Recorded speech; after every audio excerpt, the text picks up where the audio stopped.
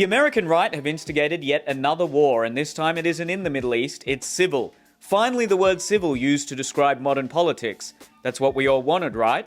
Well, what exactly did you mean by the word civil? So in December, the big tech faction fought with the MAGA faction on the issue of high-skill migration. People like Elon and Vivek are in favor of immigrants coming through America's H-1B visa program, and the MAGA faithful are not. MAGA felt betrayed by Elon, thinking he'd gone from red hat to red dot, so clearly he's on a mission to prove his white nationalist credentials. Just think of this conflict as jocks versus nerds. Ephemerally united in their mutual hatred of the theater kids, the nerds thought learning jiu-jitsu and posting edgy memes would keep them popular, but they're being pushed back into the locker of American nationalism. I mean, can you imagine being a nerd in high school thinking learning martial arts would make you masculine and cool? Anyway, though it sounds more like a pencil than a visa, H-1Bs are supposed to fill skills shortages in the American economy that can't be found in the local workforce. Indian nationals make up 72% of H-1Bs and 99% of HR complaints. Proponents of the program argue that in a global market, American companies need the best workers to remain competitive.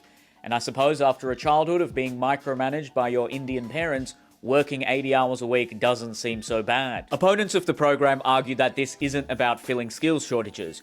It's about undercutting local workers with indentured servants desperate for citizenship. White conservative men happy to have their wives outsourced to obedient Asians, but not their jobs. Opponents also argue that tech billionaires want to treat their workers the same way Elon treats his wives and his crypto. Pump and dump.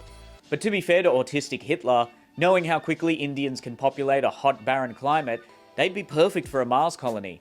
Mars' biggest import, Bob's and Virgin. In some instances, American workers have been forced to train their own replacements. It's like a condemned man teaching a firing squad how to shoot a gun. A job that Americans would ironically be uniquely suited for. Silicon Valley is fast becoming a place where American-born Indians are being replaced by Indian-born Indians who will soon be replaced by a Tesla bot designed by Indians. Turns out the real threat to America was never 9/11, it was 7/11. So this all came to the fore when Vivek Ramaswamy posted a bizarre passage about how American culture venerates the jock over the mathlete and kids should be going to more science competitions. Ooh, kicked out of parties in high school and now kicked out of Doge. The man is clearly allergic to popularity. If just one girl had sucked his dick in high school, millions of white men would keep their jobs. And look, I get it. When you study really hard and do all the things you're supposed to do, yet the people who party become the popular ones, and you're the nerd, there's a resentment that comes with it.